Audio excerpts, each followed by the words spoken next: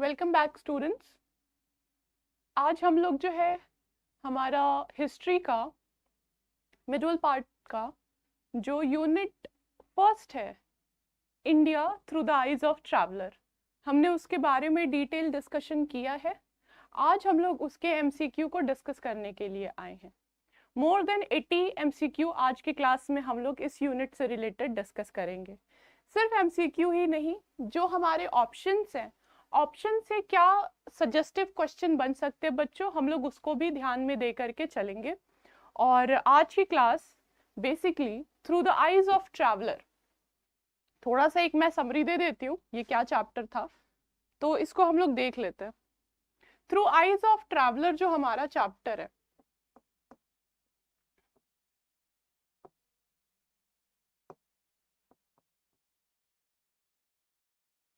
Through eyes of travellers, इसमें हम लोग को मध्यकालीन भारत के बारे में पढ़ना था। हम जैसा कि जानते हैं हिस्ट्री के सोर्सेज को अगर हम देखें तो हिस्ट्री के सोर्सेज में बच्चों आता है लिटरेरी सोर्स, है ना, archaeological source and literary source. Literary source के 3 पार्ट होते हैं, religious sources, secular sources and foreign accounts. तो फॉरेन अकाउंट्स में बच्चों मध्यकालीन भारत में जो मेजर ट्रैवलर्स आए थे और उन्होंने भारत को किस नजरिए से देखा था, आज की क्लास में हम लोग उसी को डिस्कस करेंगे। डिस्कस क्या करेंगे? एमसीक्यूज, क्योंकि हमने कॉन्सेप्ट को बहुत अच्छे से प्रीवियस क्लासेस में डिस्कस कर लिया है। ऑलराइट, तो इसमें अगर एक समरी लेकर के चलते हैं बच्चों, तो इस समरी में हमने बात करी थी अल बरूनी की, ठीक है, अल बरूनी की, और उनकी जो भी किताब थी जो कि एमसीक्यू में हम लोग सॉल्व करेंगे उनके बारे में। ये महमूद गजनवी के टाइम पीरियड में आए थे। भारत को लेकर के ये शुरू से ही काफी एक्साइटेड रहे और जैसे इनको भारत आने का मौका मिला, इन्होंने इस अपॉर्चुनिटी को ग्रैब किया और इसके साथ उन्होंने भारत को किस नजरिए से देखा, हम उसके बारे में डिटेल डिस्कशन कर चुके। इसके बाद हमारे आते इब्न बतूता। इब्न बतूता पहन के जूता, राइट। तो इब्न बतूता के बारे में हम लोग डिस्कस करेंगे। इब्न बतूता ने भी एक अरेबिक में किताब लिखी थी जिसका नाम हमने क्लास में डिस्कस किया था, आज हम लोग एमसीक्यू करेंगे। तो इब्न बतूता ने भी भारत में जो इंटरेस्टिंग चीजें देखी बच्चों, उसके बारे में उन्होंने अपनी किताब में वर्णन किया। तो India through the eyes of Ibn Battuta, इसके बारे में भी हमने पढ़ा। फिर आते हमारे बर्नियर साहब। बर्नियर साहब, ठीक है, क्रोनोलॉजी बिल्कुल ऐसा ही है। अगर आप देखो तो ये लगभग 9th-10th सेंचुरी में आते हैं, ठीक है।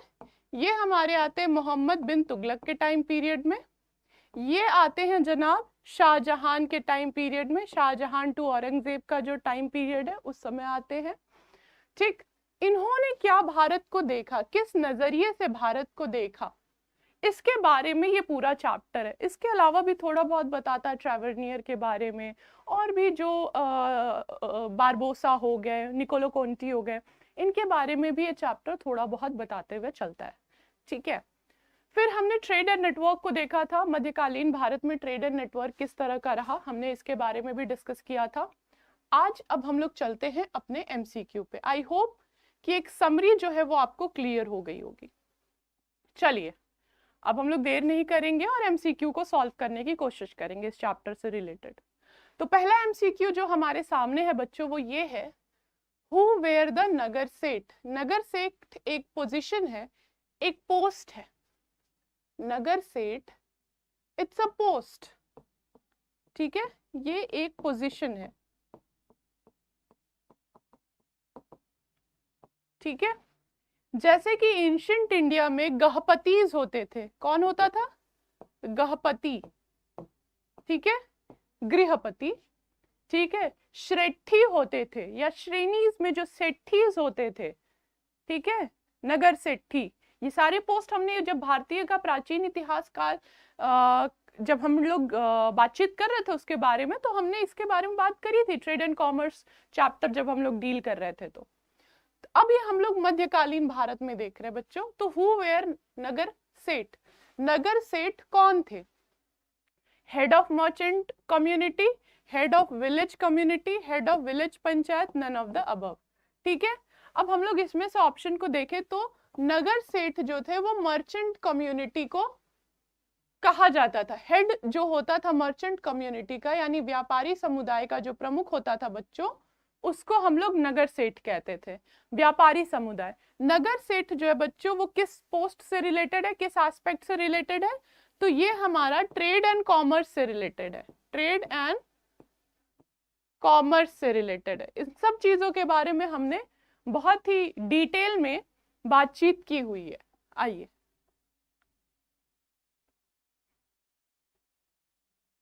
Consider the following pair.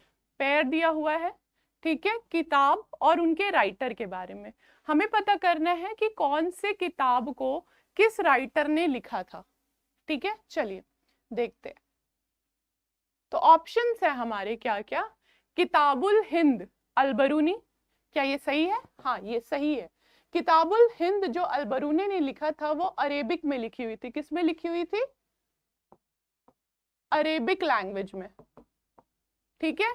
रिहला, रिहला जो है वो बतूता, इब्न बतूता ने लिखी थी। इब्न बतूता ने लिखी थी। और ये भी बच्चों किस लैंग्वेज में लिखी हुई है? अरेबिक लैंग्वेज में लिखी हुई है। आईने अकबरी, अब्दुल रजाक समरकंदी नहीं।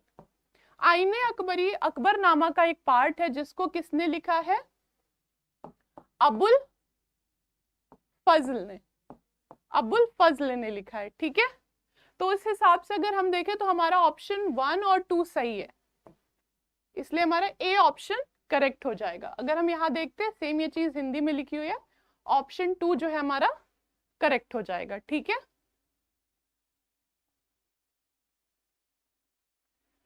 चलिए क्वेश्चन नंबर 3। क्वेश्चन नंबर 3 जो है हमारा, वो कहता है which king did to which king did Francois Bernier dedicated his major writing? ठीक है, traveling through Mughal India, French में लिखी हुई किताब है इनकी। ठीक है, जो बर्नियर थे वो फ्रेंच थे, फ्रांसीसी थे। फ्रैंकोइस बर्नियर ने किस राजा को अपना प्रमुख लेखन समर्पित किया है? तो हमें पता है लुई 14वें, लुई 14, ये राजा थे उस समय जब फ्रैंकोइस बर्नियर भारत में आया, और उसकी जो किताब है ट्रैवलिंग थ्रू मुगल इंडिया, वो लुईस 14 को डेडिकेटेड है। बेसिकली ये आता है इंडिया में और एक बायस्ड ओपिनियन लेकर के ऑलरेडी आता है, और वो ओपिनियन क्या रहता है? That India is inferior to Europe, specially France. ठीक है, मतलब वो एक बायस्ड ओपिनियन लेकर के आता है बच्चों कि भारत जो है वो कमतर है, किससे? फ्रांस से या फिर यूरोप से। ठीक है, वो ये चीज साबित करने के मोटिव से आता है भारत में। फिर उसके बाद उसने देखा है भारत के समाज को, भारत के पॉलिटिकल एस्पेक्ट को, भारत के इकोनॉमिक एस्पेक्ट को, और हर तरीके से वो ये चीज कोशिश करता है कि वो इस चीज को साबित कर ले कि किस तरह से भारत जो है वो इंफीरियर है।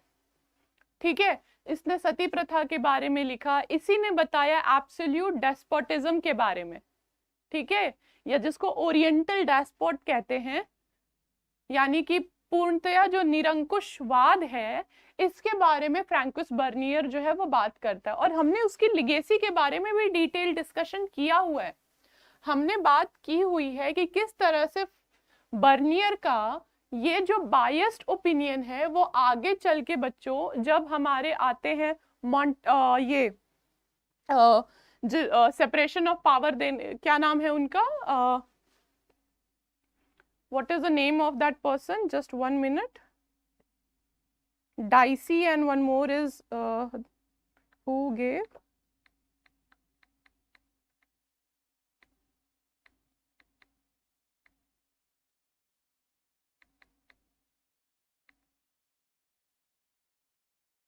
हाँ, मॉन्टेस्क्यू। आगे चल के यही चीज मॉन्टेस्क्यू,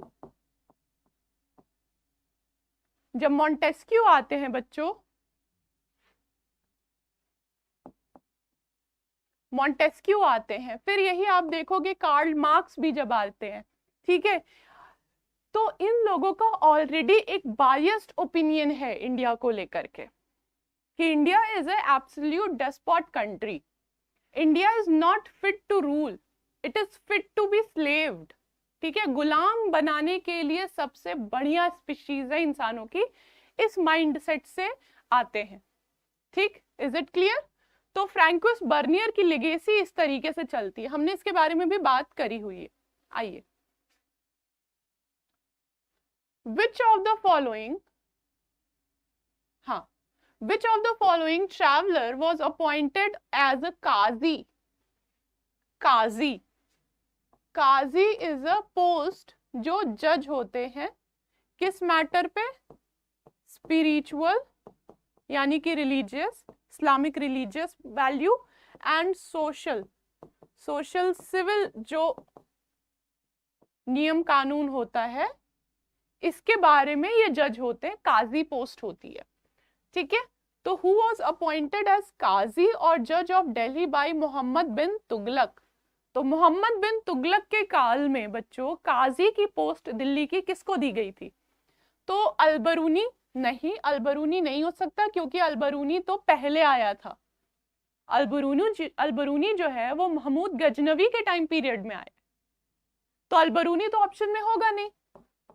इसी तरीके से हम बच्चों ऑप्शन को हटाते हैं, ठीक है। महमूद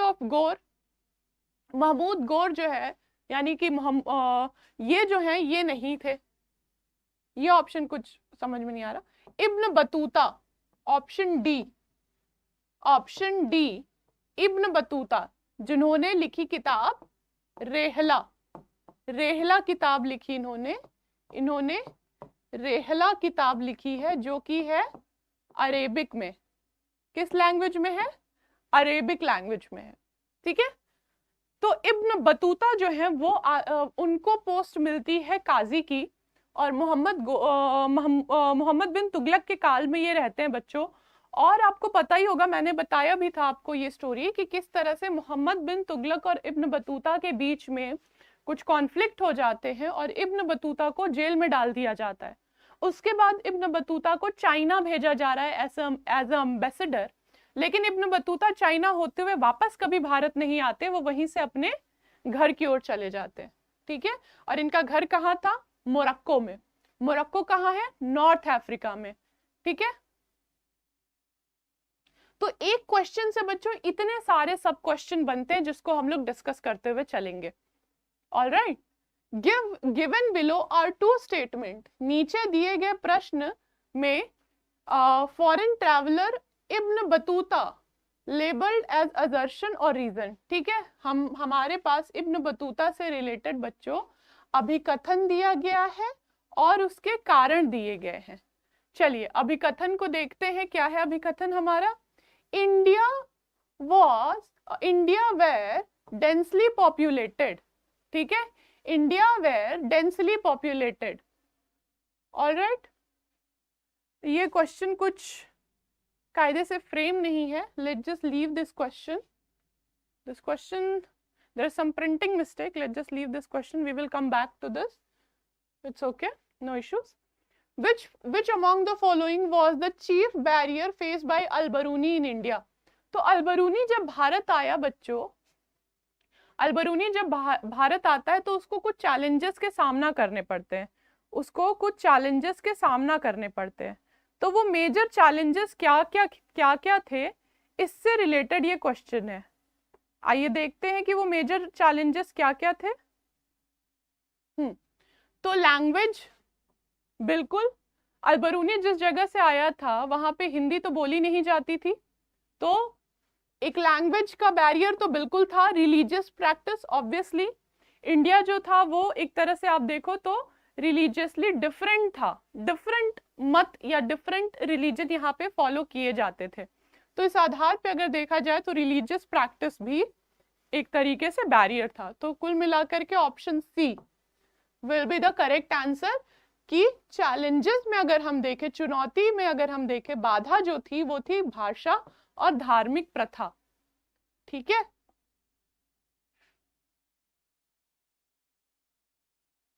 अकॉर्डिंग टू बर्नियर, आइए इस क्वेश्चन को देखते हैं। According to Bernier, one of the evil effect of the crown ownership of land was, Bernier जो है बच्चों वो लैंड ओनरशिप के बारे में इंफॉर्मेशन देता है, ठीक है, लैंड ओनरशिप के बारे में बताता है कि किस तरीके से जो क्राउन था, जो राजा था, वही पूरी जमीन का मालिकाना हक रखता था, बाकी जो प्रजा थी उसके पास जमीन के मालिकाना हक नहीं थे। इसलिए बच्चों अगर आप देखो तो जमीन में प्रजा कभी भी लॉन्ग टर्म इन्वेस्टमेंट नहीं करती थी, क्योंकि जो एक नेचुरल इनहेरिटेंस का प्रोसेस है कि father to son, son to his son, ये जो सक्सेशन चलता है वो चीज फॉलो नहीं हो पाती थी, ठीक है, वो चीज फॉलो नहीं हो पाती थी। इसकी जगह पे राजा ही लैंड को दोबारा से रीडिस्ट्रीब्यूट करने के पावर को रखता था। इस वजह से लोग जो है बच्चों वो कभी भी क्या नहीं करते थे, कोई भी permanent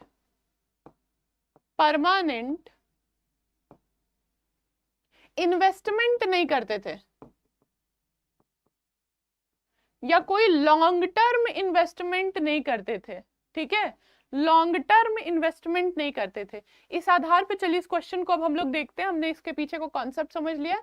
presence of ownership of land to the farmer, किसानों को भूमि के स्वामित्व की उपाधि, उपस्थिति। Absence of ownership of land to the farmer, किसानों को भूमि स्वामित्व का अभाव। पुअर एग्रीकल्चरल प्रोडक्शन, खराब कृषि का उत्पादन। लार्ज अमाउंट ऑफ इन्वेस्टमेंट, बड़ी मात्रा में निवेश। अगर हम इस क्वेश्चन को देखें तो हमको ये पता है बच्चों कि ओनरशिप तो नहीं थी, किसको, जनता को। किसको ओनरशिप थी, एब्सेंस था। किसको ओनरशिप थी, किंग को। तो ये ऑप्शन गलत। लार्ज अमाउंट ऑफ इन्वेस्टमेंट, अरे यही चीज तो नहीं कर पा रहे हैं लोग, यही चीज तो नहीं कर पा रहे हैं। पुअर एग्रीकल्चरल प्रोडक्शन है, लार्ज अमाउंट ऑफ इन्वेस्टमेंट नहीं हो पा रहा। उस आधार पे देखें तो 2 and 3 option is the correct option. Alright, 2 and 3 option is the correct option, यानी कि बी आपका सही उत्तर हो जाएगा। चलिए, हु रोट किताबुल हिंद, इसमें तो सोचना ही नहीं है। किसने किताबुल हिंद लिखा है, तो बच्चों अलबरूनी ने लिखा है, अलबरूनी ने लिखा है।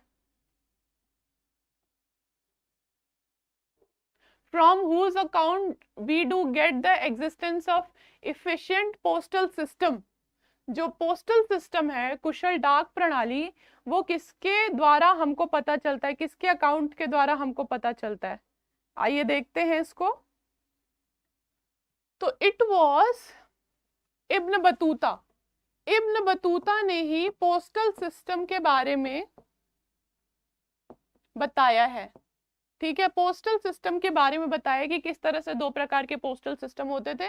एक जहां पे हॉर्स के थ्रू, मतलब कि घुड़सवार होता था, उलुक कहते थे, और एक होता था पैदल, यानी कि बाय फुट, ठीक है। ये दोनों होते थे, 4-4 मील पे पोस्टल सिस्टम बने होते थे। एक व्यक्ति दौड़ के जाता था, जो भी समाचार है वो इधर से पोस्टल एक सिस्टम बताता था, यहाँ से ऐसे। It was completely connected system. तो अलबरूनी सॉरी इब्न बतूता जो है इस पोस्टल सिस्टम की काफी तारीफ करता है कि जो भी न्यूज या इंफॉर्मेशन है बच्चों ऐसे फटाफट पहुंचती थी, ठीक है। चलिए, Alberuni was born in 973 in where, तो ख्वारिज्म में पैदा हुआ था अलबरूनी। हमें पता है अलबरूनी जो है कहाँ पैदा हुआ था, ख्वारिज्म में पैदा हुआ था। Option D will be the correct option. चलिए, जिस क्वेश्चन को हमने डिस्कस कर लिया है बच्चों, जिस क्वेश्चन में ज्यादा डिस्कशन बनता नहीं है, उस क्वेश्चन को हम लोग फटाफट करते हुए चलेंगे। जिस क्वेश्चन में हमको कॉन्सेप्ट समझने की जरूरत है, जिस क्वेश्चन में हमको डीप एनालाइज करना है, हम उसको डीपली एनालाइज करते हुए चलेंगे, ठीक है। Which among the following was a book written by Al-Biruni, Al-Biruni द्वारा लिखी गई पुस्तक कौन सी है। रिहला नहीं, रिहला तो इब्न बतूता ने लिखी है। किताबुल हिंद, किताबुल हिंद बिल्कुल अलबरूनी ने लिखी है। Discovery of India, discovery of India बच्चों किसने लिखी है, डिस्कवरी ऑफ इंडिया किसने लिखी है, तो पंडित जवाहर लाल नेहरू ने, ठीक है, जिसको कहते हैं India is a unity in diversity and diversity in unity, एकता में अखंडता, अखंडता में एकता। अर्थशास्त्र किसने लिखी है? तो अर्थशास्त्र बच्चों कौटिल्य ने लिखी है। किसने लिखी है? कौटिल्य ने लिखी है। कौटिल्य बोलो चाहे विष्णुगुप्त बोलो चाहे चाणक्य बोलो, बात एक ही है। Choose the correct option. Who founded Delhi as a city full of exciting opportunities? इनमें से किसने रोचक अवसरों से भरे शहर के रूप में दिल्ली को देखा था? तो ऑप्शन है Ibn Battuta, Al Biruni, Francois Bernier, Karl Marx. Francois Bernier तो सीधे ही कह देता है कि भाई अगर तुम लोग इंडिया जा रहे हो, इंडिया में कोई अपॉर्चुनिटी नहीं है, जबकि उस समय यूरोप जो है वो भारत की ओर देख रहा है।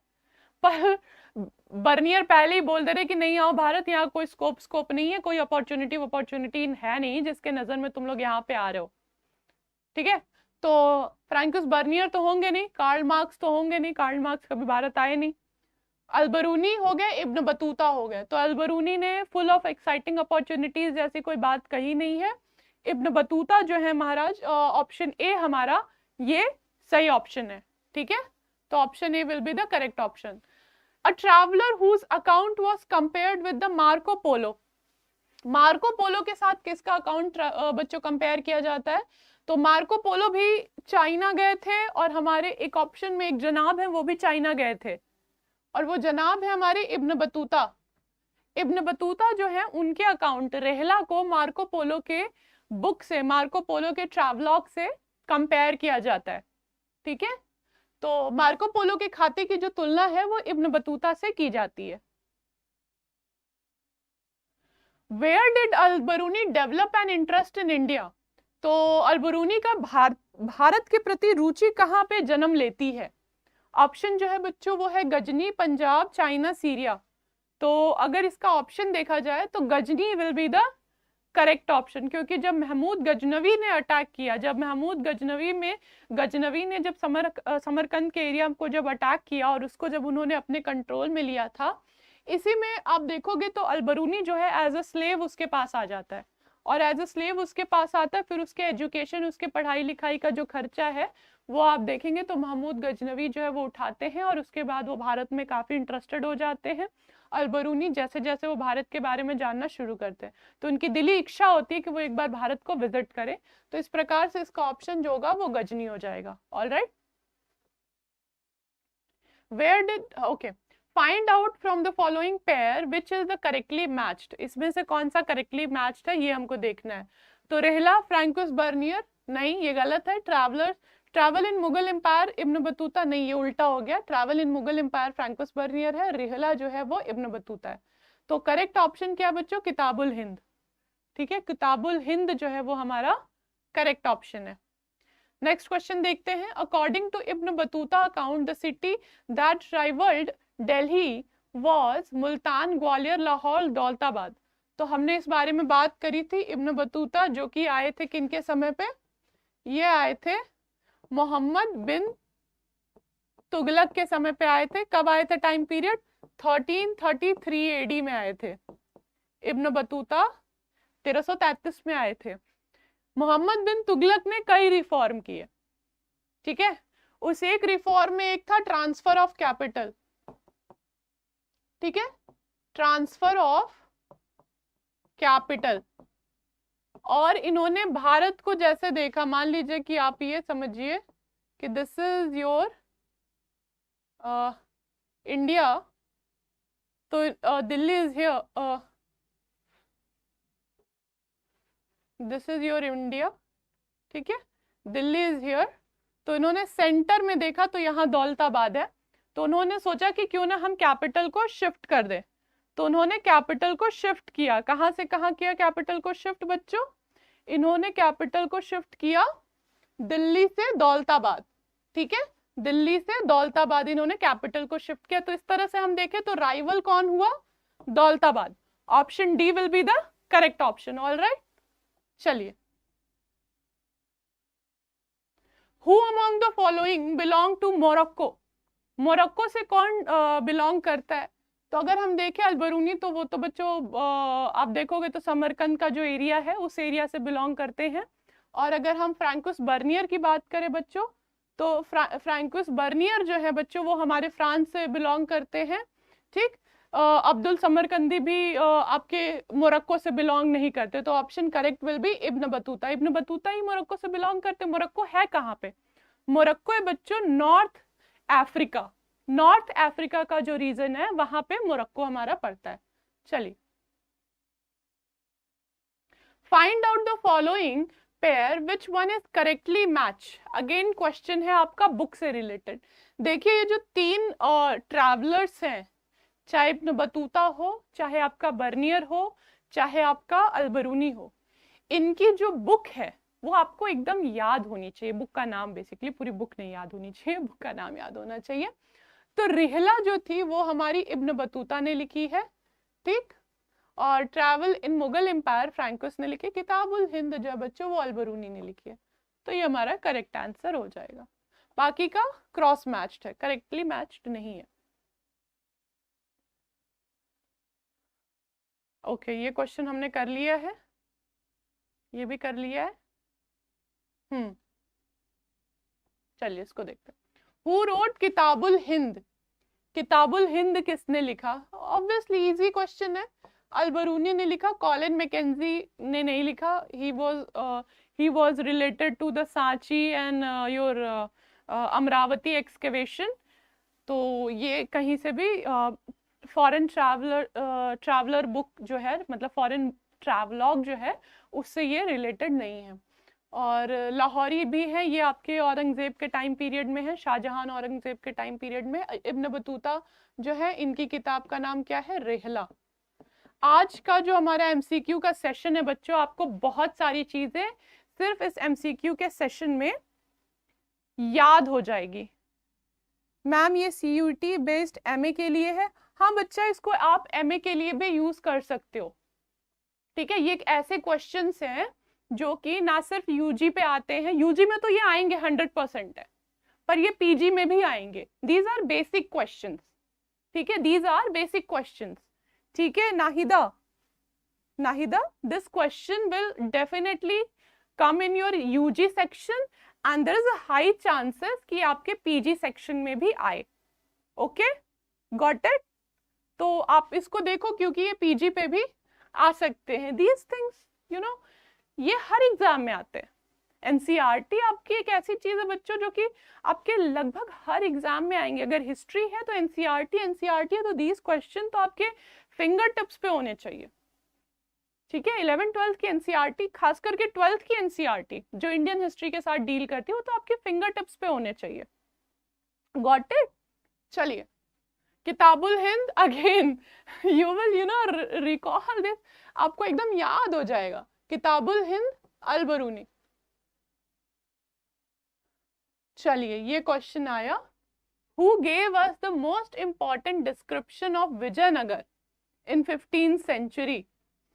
15th सेंचुरी में बच्चों अगर देखो तो विजयनगर के बारे में कौन इंफॉर्मेशन दे रहा है? तो these are again foreign travellers. तो आप मार्को पोलो को देखो, तो मार्को पोलो बच्चों बेसिकली नॉर्थ इंडिया वगैरह के बारे में बताते हैं। इनका तो ट्रैवलॉग जो है वो चाइना वगैरह को डील करता है, तो इंडिया से खास इनका कुछ वो नहीं रहता। Though he also give certain information about India but not about Vijayanagar. ठीक है, फ्रैंकुस बर्नियर नॉर्थ इंडिया को डील करते हैं, नॉर्थ इंडिया को डील करते हैं। Ibn Battuta again North India. It's Abul Razzaq, Abdul Razzaq, ये बहुत इंपॉर्टेंट है। अब्दुल रज़ाक विजयनगर एम्पायर के बारे में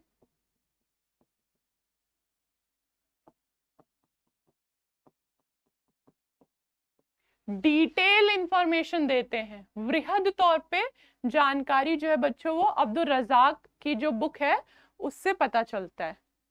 क्लियर? मैम सीयूईटी में एंशिएंट, मिडिवल और मॉडर्न सबसे क्वेश्चन आएंगे। हाँ, सीयूईटी में बच्चा आपके एंशिएंट, मिडवल, मॉडर्न से इक्वल पोर्शन में क्वेश्चन आएंगे।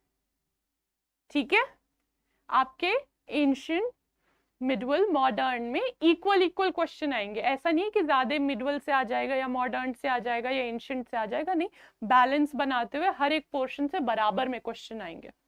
ठीक है,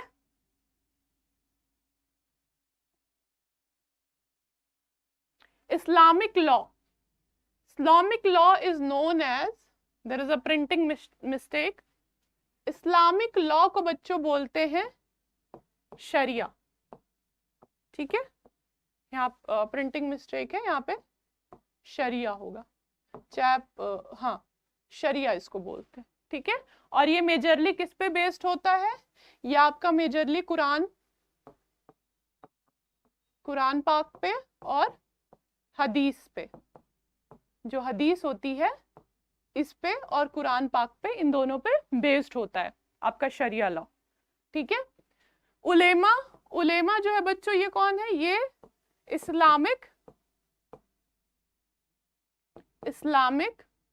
स्कॉलर होते हैं ये।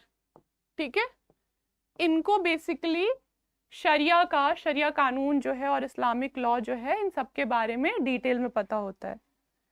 मैम मिडवल हिस्ट्री से यूजी की हूं तो सीयूईटी में सब बराबर से क्वेश्चन आएंगे? हाँ, अगर आप मध्यकालीन भारत से आपने यूजी मध्यकालीन भारत में आप बच्चा यूजी में तो आपको तीनों पार्ट पढ़ने होते हैं ना। स्पेशलाइजेशन तो आपका एमए के टाइम पीरियड में होता होगा ना, कि आप प्राचीन भारत पढ़ेंगी, मध्यकालीन पढ़ेंगी या फिर आधुनिक पढ़ेंगी। यूजी में तो आपको लगभग, मुझे जहां तक पता है कि आपको सारा पढ़ना पड़ता होगा, पूरा मतलब होल इंडियन हिस्ट्री। खैर जो भी है, पर मास्टर्स के टाइम पीरियड में अगर आप जब पीजी का भी एग्जाम देने जाएंगी बच्चा, तो फिर आपको पूरा आएगा, एंशिएंट, मिडवल, मॉडर्न तीनों आएगा। ऐसा नहीं है कि सिर्फ एक से आएगा।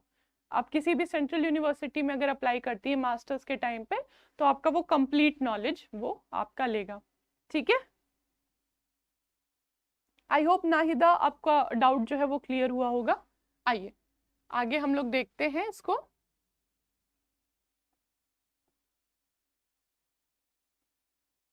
हाँ, तो इसका करेक्ट ऑप्शन जो होगा बच्चों वो शरिया होगा, यहाँ पे प्रिंटिंग मिस्टेक है। चलिए, which of the following statement is incorrect, इसमें से कौन सा कथन जो है वो गलत होगा? हाँ नाहिदा, आई होप आपको क्लियर हो गया होगा, आपके जो डाउट है वो क्लियर हो गए होंगे। ठीक है, आपको पूरा पढ़ना है, पूरी हिस्ट्री, इंडियन हिस्ट्री तो आपको पूरी पढ़नी है। ओके, यू आर वेलकम बेटा। आइए इस क्वेश्चन को देखते हैं। Which of the following statement is incorrect, इसमें से कौन सा स्टेटमेंट बच्चा हमारा इनकरेक्ट है? According to ibn Battuta the nut of the coconut tree look like similar to man head. तो इब्न बतूता जो है वो बच्चों नारियल का जो वो नारियल होता है ना, तो उसको देख के काफी एक्साइटेड हो गए कि यार ये क्या चीज है, बाहर से ये हार्ड है, अंदर से ये इतना नरम है, और फिर इसमें पानी भी भरा हुआ है। ठीक है, और इब्न बतूता जहां मोरक्को से बिलोंग करते थे, आप देखोगे तो वो समुद्र के पास में पड़ता हो, नॉर्थ अफ्रीका का वो जो रीजन है जो, तो वहां पे भी इस तरह से बड़े बड़े पेड़ होते थे, पर वो नारियल के नहीं होते थे। तो उन्होंने देखा कि लगभग उसी तरीके के लंबे पेड़ हैं, पर यहाँ पे एक फल हो रहा है नारियल, जो कि बाहर से सख्त है और अंदर से नरम है। तो ही गॉट रियली एक्साइटेड। तो इब्न बतूता ने उसका कंपैरिजन जो है बच्चों मेंस हेड से किया था, जैसे हमारा जो खोपड़ी होता है, सर होता है, उससे किया था। तो दैट्स अ करेक्ट स्टेटमेंट, ये करेक्ट स्टेटमेंट है। According to Bernier the Indian peasantry was exploited होगा, एक्सप्लॉइटेड बाय द लैंडलॉर्ड्स। बिल्कुल, बर्नियर ने तो सबसे पहले यही चीज साबित करने की कोशिश की थी, जिसको कहते हैं एब्सोल्यूट डेस्पोटिज्म। एब्सोल्यूट डेस्पोटिज्म की बात करी थी ना, निरंकुश शाही की उन्होंने बात करी थी। ठीक है, चलिए, तो ये बात भी सही है, this statement is also correct. Abdur Razak is perhaps the only historian who provided detailed account on the working of empirical कारखाना of the worker। तो अगर हम बात करते हैं, बेसिकली ये विजयनगर की बात हो रही है, अब्दुल रजाक वहीं ट्रैवल किए थे और उन्होंने डिटेल डिस्क्रिप्शन दिया है कारखाना का। कारखाना एक ऐसी जगह होती है जहाँ पे मशीन्स बनती है। तो अगर हम देखें बच्चों तो कारखाना के बारे में सिर्फ अब्दुल रजाक ही ऐसे नहीं है जिन्होंने डिटेल डिस्कशन की, डिटेल इंफॉर्मेशन दी है, बल्कि और भी जो ट्रैवलर जिन्होंने विजयनगर एम्पायर को विजिट किया यानी कि साउथ इंडिया को विजिट किया, वो भी इंफॉर्मेशन देते हैं। तो इस तरह से ऑप्शन सी जो है वो हमारा गलत हो जाएगा। Ibn Battuta gave detailed account of slavery in India. हाँ, इब्न बतूता स्लेवरी के बारे में बताते हैं कि कैसे स्लेवरी जो थी वो मोहम्मद बिन तुगलक और फिरोज शाह तुगलक के टाइम पीरियड में डेवलप होती है। फिरोज शाह तुगलक तो नहीं, पर हाँ वो मोहम्मद बिन तुगलक के टाइम पीरियड में थे, तो वो बताते हैं। और यही स्लेवरी आगे चल करके जब उनके भाई मोहम्मद बिन तुगलक के भाई फिरोज शाह तुगलक जब बनते हैं तो वो एक नया पोस्ट ही बना देते हैं, एक नया डिपार्टमेंट बना देते हैं जिसको बोलते हैं दीवान ए बंधन गाह।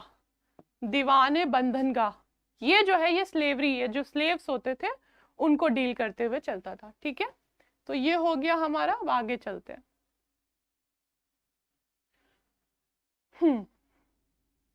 Which of these French travelers came during 17th century? तो इनमें से कौन फ्रांसीसी यात्री हैं जो कि 17वीं सदी में भारत में आए थे? अलबरूनी, इब्न बतूता, अब्दुल फजल होगा। ठीक है, फ्रैंकोइस बर्नियर। तो ये तीनों तो फ्रेंच है नहीं, तो these will be the correct, these will be the wrong option। बहुत इजी है, फ्रैंकोइस बर्नियर जो है वो 17वीं शताब्दी में भारत आते हैं, ये फ्रांसीसी ट्रैवलर थे। Question, Bernier work were publish in France. Bernier का जो किताब है बच्चों, जो उनका जो वर्क है वो फ्रांस में कब जो है पब्लिश हुआ था? तो वो देखें तो हम लोग इट वाज 1670-71, 1670-71 का जो ईयर है इस समय वो पब्लिश हुआ था। किसके काल में हुआ था? तो इट वाज लुई 14। लुई 14 उस समय राजा थे फ्रांस के, और उन्हीं के काल में आप देखो तो बर्नियर का जो ट्रैवलॉग है, ट्रैवलिंग थ्रू मुगल इंडिया, वो हमारा पब्लिश होता है। चलिए आगे हम लोग देखते हैं इसको। किताबुल हिंद किसने लिखा है? तो किताबुल हिंद अगेन अलबरूनी ने लिखा है, कोई दिक्कत ही नहीं है। What are the subject on which traveler compiled their account? तो पूछ रहा है कि ये जो ट्रैवलर्स थे, ठीक है, जो भारत में आए बच्चों, तो ये जो ट्रैवलर्स थे इनके जो अकाउंट है वो किस चीजों के बारे में हमको जानकारी देते हैं? What are the information these traveler give us? इसके बारे में पूछ रहा है। तो आइए हम लोग इसको देख लेते हैं कि क्या इंफॉर्मेशन देते हैं। अफेयर ऑफ कोर्ट, बिल्कुल हमें इसके बारे में पता चलता है। जैसे बर्नियर जिस काल में आया था उस समय अगर हम देखें तो शाहजहां का काल है, औरंगजेब, दारा शिकोह और बाकी जो दो प्रिंस हैं उनके बीच में तख्त को लेकर के लड़ाई चल रही है। मेजरली अगर हम देखें तो जो क्राउन है यानी कि जो शाहजहां है वो दारा शिकोह को सपोर्ट कर रहे हैं, और औरंगजेब जो है वो बहुत ही आप समझिए कि एक शक्तिशाली दावेदार हमको दिखता है तख्त का। अंततः राजा भी वही बनता है। तो ये जो कॉन्फ्लिक्ट चला है तख्त को लेकर के, तो इसके बारे में हमको डिटेल डिस्कशन जो है वो बर्नियर के अकाउंट में मिलता है। तो बिल्कुल रिलीजियस इश्यूज की बात करें तो इब्न बतूता हो चाहे हमारा अलबरूनी हो, ये सभी भाई साहब अगर हम देखें तो धार्मिक मुद्दे पे भी जानकारी देते हैं। आर्किटेक्चर, अब्दुल रजाक जैसे जो ट्रैवलर्स हैं जो विजयनगर के एम्पायर में ट्रैवल किए, या फिर इब्न बतूता ही देख लीजिए जो दिल्ली और दौलताबाद दोनों को कंपेयर करता है और दिल्ली को बताता है कि वो कितना एक्साइटिंग जगह है। तो आर्किटेक्चर के बारे में भी इंफॉर्मेशन मिलती है। तो ऑन द होल अगर हम देखें तो ये जो ट्रैवलर्स हैं वो इन सब चीजों के बारे में बताते हैं। तो इस तरह से option D will be the correct option.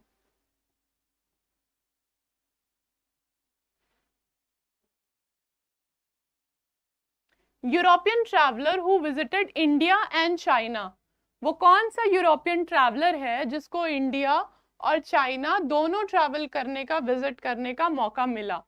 बहुत ही ज्यादा इजी है। अगर हम पीटर मुंडी की बात करें तो नहीं, दो ही came to India, but China के बारे में इंफॉर्मेशन नहीं है। ठीक है, फ्रांकोस बर्नियर नहीं, चाइना नो। एंटोनियो मॉन्जरेट नहीं, ये भी नहीं। तो मार्को पोलो जिनका कंपैरिजन इब्न बतूता से होता है, मार्को पोलो जिनका कंपैरिजन इब्न बतूता से होता है, वो एक ऐसे ट्रैवलर हैं यूरोपियन जिनको इंडिया और चाइना दोनों ट्रैवल करने का मौका मिला था। ठीक है, चलिए।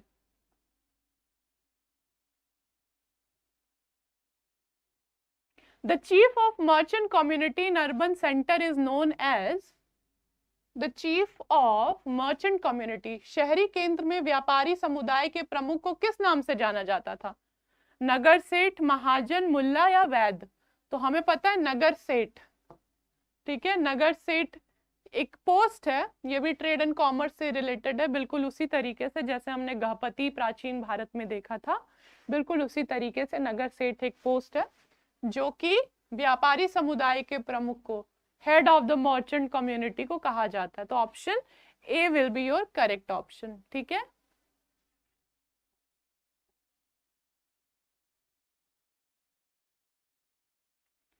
Which of the following traveler was appointed as काजी और जज? चलिए, क्वेश्चन थोड़े से रिपीट हो गए हैं, कोई दिक्कत नहीं है, रिवीजन हो जाएगा। इब्न बतूता, इसको हम फटाफट करते हुए चलेंगे रिवीजन की तरह। तो इब्न बतूता था, मोहम्मद बिन तुगलक के काल में आया था 1333 में।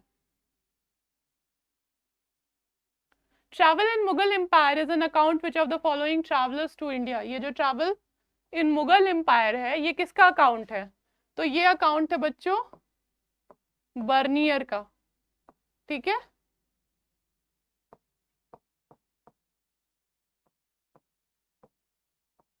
बर्नियर का। तो ऑप्शन सी जो ग है हमारा ऑप्शन, वो सही रहेगा। ठीक है, that will be the correct option. Which of the following traveler defined distance between Sindh and Delhi in days?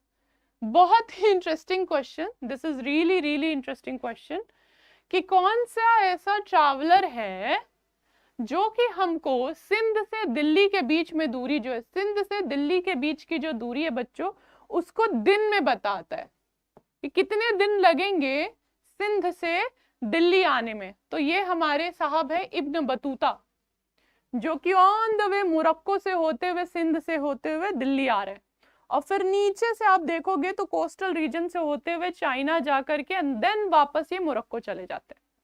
ठीक है, तो the correct option will be Ibn Battuta. Okay, Ibn Battuta had set of for India in which year? तो Ibn Battuta किस काल में भारत की ओर निकले थे? मैंने बताया था 1332 से लेकर 1333। ठीक है, 1333 एडी में ये भारत पहुंच जाते हैं। 1334-35 के टाइम पीरियड में इनको दिल्ली का जो काजी है उसके तौर पे इनको नियुक्त कर दिया जाता है, क्योंकि ये थे बहुत पढ़े लिखे और मोहम्मद बिन तुगलक को भी इनके बारे में पता था। तो when he came to know that someone who is really really educated and a traveler like Ibn Battuta is coming to his kingdom, he immediately appointed him as a Qazi of Delhi. But later on there was a conflict between Ibn Battuta and Muhammad bin Tughlaq. So Muhammad bin Tughlaq being a king, he fatak se, you know, he put him in the prison, and when this conflict, this misunderstanding got solved, he immediately set him free for China as an ambassador of his kingdom. But Ibn Battuta, he was so scared, he realized that नहीं, भारत में रहना वापस आना तो no, it's like big no for me. So he immediately went to China, and from China he returned to his native place, Morocco. So that was a really really interesting story about Ibn Battuta when he visited the wisest fool, that is your Muhammad bin Tughlaq, was known for his rebellious and radical reforms. Maximum of his reform actually got failed, but he himself was very bold according to his time period. Okay, which of the following traveler came in India during 17th century? Easy one, it's Francis Bernier. Option D, no issue in that. Okay, now this question, the eldest son of Shahjahan कौन था? दारा शिको। तो थोड़ा सा chronology समझ लेते हैं कि आप सोच रहे होगे ये शाहजहां कहाँ से आ गया। तो जब हम ग्रेट मुगल्स की बात करते हैं बच्चों, फर्स्ट बैटल ऑफ पानीपत होता है 1526 में, and the Mughals they established their kingdom in India. खैर अच्छा ये हम लोग इस बारे में डिस्कस कर ले रहे हैं बच्चों, क्योंकि अगर आप देखो तो हमारा जो नेक्स्ट टॉपिक है वो हमारा मुगल इंडिया से ही रिलेटेड है। स्टार्टिंग के दो टॉपिक हम लोग कंप्लीट कर चुके हैं, चाहे वो India through the eyes of traveller हो या फिर भक्ति सूफी हो, हमने ये दोनों चैप्टर कंप्लीट कर लिया है। अब हम हिस्ट्री के पार्ट 2 के यूनिट 3 पे आ गए, ठीक है। तो यूनिट 3 जो है वो हमारा मुगल इंडिया को ही डील करता है, उसके जो एग्रीकल्चरल रिफॉर्म्स थे और अदर रिफॉर्म्स थे, जमींदारी सिस्टम वगैरह ये सब था, इसको ही डील करता है। तो it's okay, we can get a political background from here. तो आप देखो तो 1526 में फर्स्ट बैटल ऑफ पानीपत में पहला मुगल किंग जो है, जिसको बाबर कहते हैं, he came to India and he established his kingdom. His kingdom is known as Mughal India. तो these are the great Mughals. Great Mughals की बात हो रही है। मुगल्स के भी काल को अगर हम बात करते हैं तो दो पार्ट में डिवाइडेड है, great Mughal and later Mughal. Babur आता है, बाबर का बेटा बच्चा होता है हुमायूं, ठीक है, हुमायूं। इसी बीच में एक अफगान रूलर है बहुत ही ज्यादा फेमस, जिसका नाम है शेर शाह सूरी, शेर शाह सूरी। तो ये आ जाता है बीच में, और हुमायूं को एक तरह से आप समझो कि निष्कासित कर देता है, एग्जाइल का सामना करना होता है Humayun. Humayun went to Persia, ठीक है, 15 साल के लिए, 15 ईयर्स के लिए, फॉर 15 ईयर्स। इतने साल तक एक तरह से आप समझो तो मुगल एम्पायर जो है वो भारत से चला जाता है और सूर डायनेस्टी आ जाती है, जिसमें से Sher Shah Suri was one of a great Sur king. बाद में हम देखते हैं कि जो बाकी के जो राजा आते हैं वो उतने पावरफुल या फिर उतने कैपेबल नहीं होते हैं। Then again Humayun return, Humayun फिर आता है, सेकेंड बैटल ऑफ पानीपत होता है, Humayun again become the king of India, north India, ठीक है। और फिर हुमायूं के बाद हुमायूं का बेटा होता है बच्चों Akbar, Akbar, Akbar the great. Basically Akbar the great, ये एक डिबेट है, इज ही ग्रेट और नॉट, हिस्टोरियन इस पे बहुत डिबेट करते हैं। बट भारत के कुछ ही राजा हैं जिनके साथ ग्रेट टाइटल लगता है। प्राचीन भारत में अगर हम देखें तो अशोका द ग्रेट है, वैसे ही अकबर द ग्रेट है, ठीक है, अकबर। उसके बाद आगे हम देखते तो इनके जो बेटे हैं वो हैं जहांगीर, ठीक है, जहांगीर, वही जहांगीर जो कि आपको पता है कि सलीम चिश्ती, जो कि हमने सिलसिला की बात करी थी और जिसमें चिश्ती सिलसिला की बात करी थी बच्चों, तो उसमें अगर हम लोग देखें तो सलीम चिश्ती के आशीर्वाद से बनते, इसलिए इनका निकनेम सलीम हो जाता है। फिर इसके बाद इनके पुत्र होते जिनका नाम है शाहजहां, ठीक है, शाहजहां। शाहजहां अगर हम देखें बच्चों तो शाहजहां के टाइम पीरियड से थोड़ा सा ना, जो एक सौहार्द की बात थी, जो मुस्लिम्स और नॉन मुस्लिम्स के बीच में एक जो हारमोनी डेवलप हो रही थी, जिसके लिए अकबर ने काफी काम किया था, शाहजहां के टाइम पीरियड में थोड़ा सा कट्टरता आनी शुरू हो जाती है। शाहजहां के ही चार बेटे हैं बेसिकली, लेकिन सबसे बड़ा और औरंगजेब ये बीच में आते हैं, सबसे छोटे नहीं है पर हाँ बीच में आते हैं। तो ये दो जो हैं इनके बीच में काफी घमासान युद्ध होता है, जिसमें से जो सबसे बड़े बेटे उनका नाम है दारा शिको, दारा शिको। कहा जाता है काफी लिबरल और काफी एक तरह से देखा जाए तो ही can be called as Akbar the second, मतलब उस प्रकार का इनका एक रवैया या एक एटीट्यूड था, ही वॉज वेरी लिबरल, ठीक है। फिर दूसरे राजा होते हैं औरंगजेब। तो औरंगजेब के टाइम पीरियड तक आप समझो कि शाहजहां की कुछ पॉलिसीज ऐसी थी जिसकी वजह से दिल्ली का जो वो है रिसोर्सेज है, रेवेन्यू है, वो खाली हो रहा है। तो बहुत सारे फैक्टर्स है जो कि औरंगजेब को थोड़ा ऑर्थोडॉक्स और कट्टर होने पे मजबूर करती है। और नेक्स्ट राजा जो है वो हमारे औरंगजेब बनते हैं, दारा शिकोह को हरा करके। बेसिकली दारा शिकोह का मर्डर होता है। तो इस तरीके से औरंगजेब राजा बनता है और उसके बाद ये हमारे कुछ ग्रेट मुगल्स हैं। ठीक है, तो अब हम लोग क्वेश्चन पे आ जाते हैं। The eldest son of the Shahjahan was Dara Shikoh, Dara Shikoh. ठीक है, इज इट क्लियर? चलिए,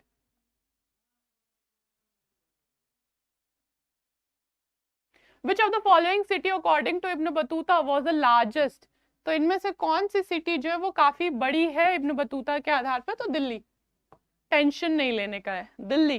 ठीक है, Delhi will be the correct answer. चलिए, Who wrote the book Travels in Mughal Empire? So it's a easy question. It was Francis Bernier. Option A. जो question repeat हो रहे हैं उसके लिए बहुत परेशान होने की जरूरत नहीं है. You just you will have a revision of that question. Who among the following travelers has mentioned the strange nation? ठीक है, निम्नलिखित यात्रियों में से किसने कालीकट वर्तमान के कोझिकोडे को आबादी वाले बंदरगाह को देखते समय एक अजीब राष्ट्र की उल्लेखना की है? तो who among the following traveler have mentioned a strange nation when he saw populated port of Calicut? ठीक है, तो इट वाज अल-बरूनी। अल-बरूनी, अल-बरूनी ने जब कालीकट का जो एरिया है बच्चों उसको देखा, इट्स अ कोस्टल मतलब पोर्ट जैसा वो एरिया, कोस्टल एरिया है, तो उन्होंने उसको स्ट्रेंज नेशन कहा। It's a strange nation. Okay,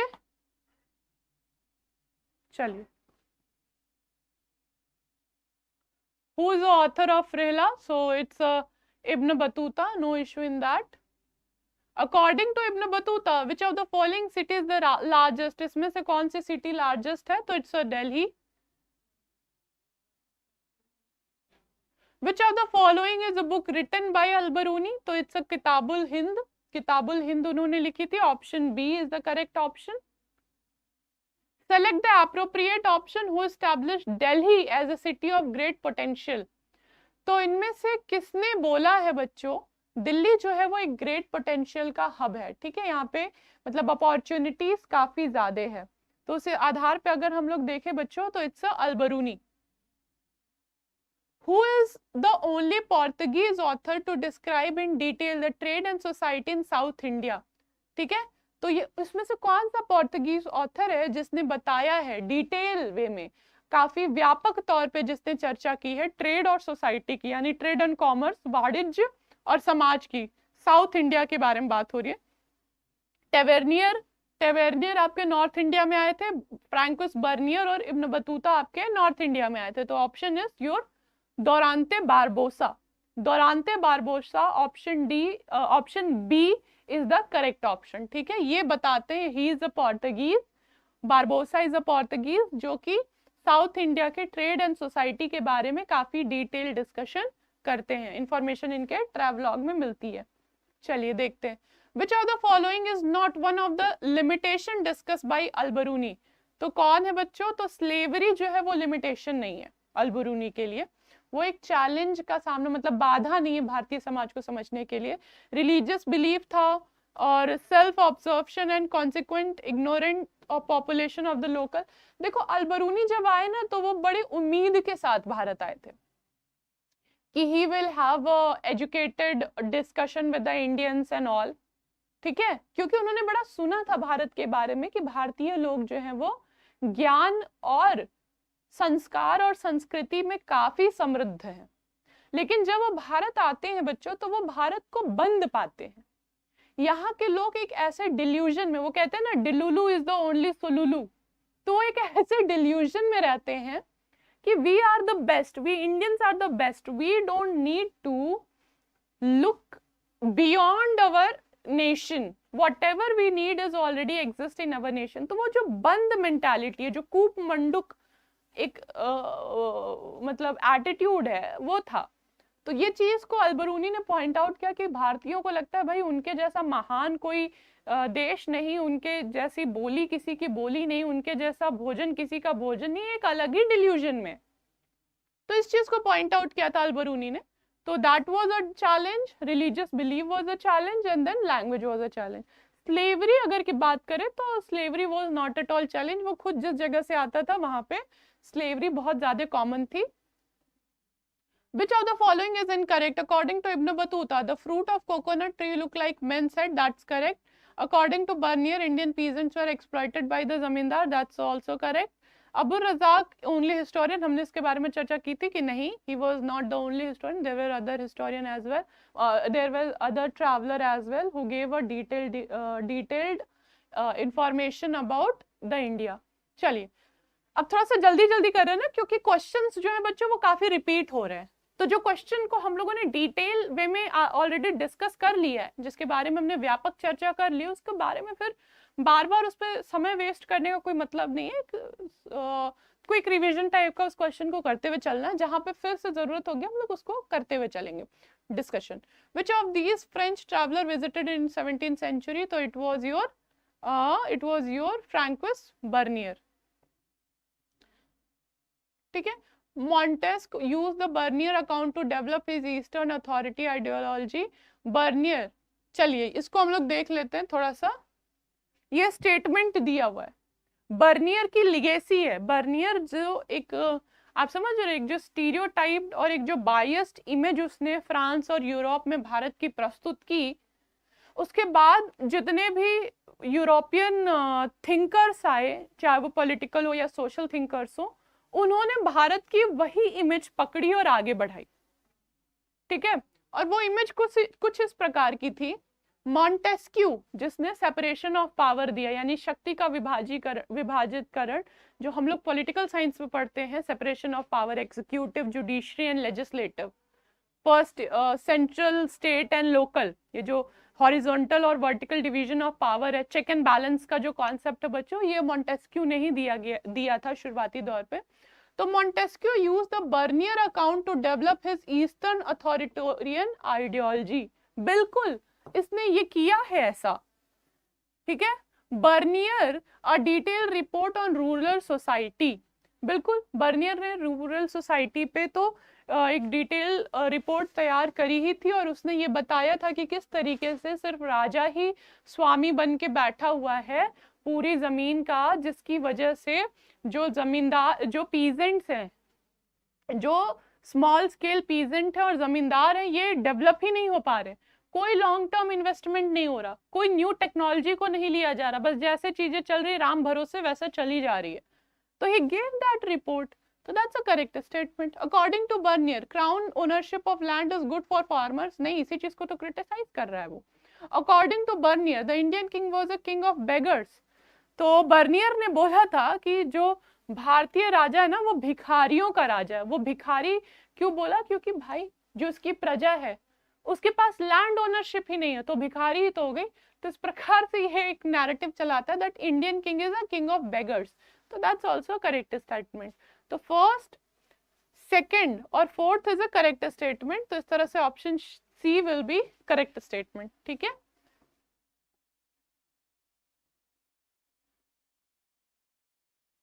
choose the correct option. Ibn Battuta travel extensively in China. Alberuni identify cities. Ibn Battuta travel extensive in China. Alberuni identify, अच्छा ठीक है, इसको रिपीट कर दिया है। Alberuni was heavily influenced by Indian postal system. According to Ibn Battuta, the crown ownership of the land is very devastating to the farmer. इसमें से गलत कौन सा? इनकरेक्ट चूज करना है, इनकरेक्ट चूज करना है। Choose the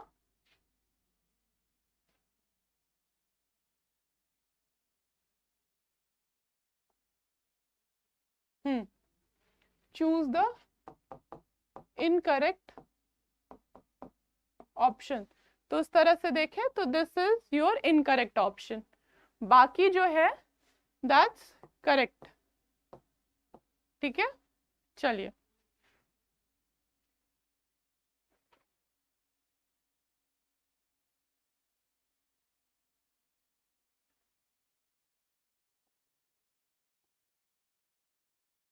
According to Ibn Battuta, which of the following city is the largest? So it was Delhi.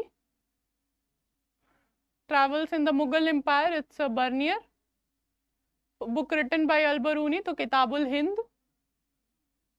Select the appropriate option who established Delhi as a city of great potential. That was your Ibn Battuta. Who is the only Portuguese author described detailed trade society in South India? So that's your Dorante Barbosa. ठीक है. Who is not one of the limitation? तो slavery. Okay. We have discussed all the questions. ठीक है. So now questions is getting repeated. So we will end our class here. हमने जो major questions थे, more than 50 question हमने इस class में, 1 घंटे की क्लास में more than 50 क्वेश्चन हमने डिस्कस किए हैं. और अब कहीं भी आपको इस टॉपिक से रिलेटेड कोई भी डाउट आ रहा है, you can comment down below. आप नीचे कमेंट कर सकते हो, आप पूछ सकते हो. The answer will be provided. ठीक है. और साथ ही साथ हमारी जो पेन ड्राइव कोर्स है वो भी चल रहा है CUET 2024 के लिए. तो you can subscribe to that. With that being said, thank you so much for joining this class. We will get back to you. और हम लोग नेक्स्ट क्लास, हम लोग नेक्स्ट टॉपिक के साथ आएंगे और हम लोग बहुत ही अच्छे से अब अगले जो टॉपिक है उसको डील करेंगे. ऑलरेडी हमने एंशिएंट इंडिया यानी कि प्राचीन भारत, मध्यकालीन भारत के 2 unit with MCQ, that is your more than 40 question, 50 question per unit हमने डिस्कस किया है. ठीक है. और हर यूनिट, सब यूनिट हम लोग उसको बहुत ही तोड़ करके और एक एक लाइन को समझ करके करते हैं. साथ ही साथ कहीं से भी अगर सजेस्टिव क्वेश्चंस बन रहे होते हैं तो हम लोग उसको भी करने की कोशिश करते हैं, ताकि हमारे जो हमारा जो एक अंडरस्टैंडिंग है regarding each and every topic वो काफ़ी अच्छे से डेवलप हो सके. ठीक है. So being said this, thank you so much for joining this class. We will get back to you with the same time period and with the new topic. Thank you so much.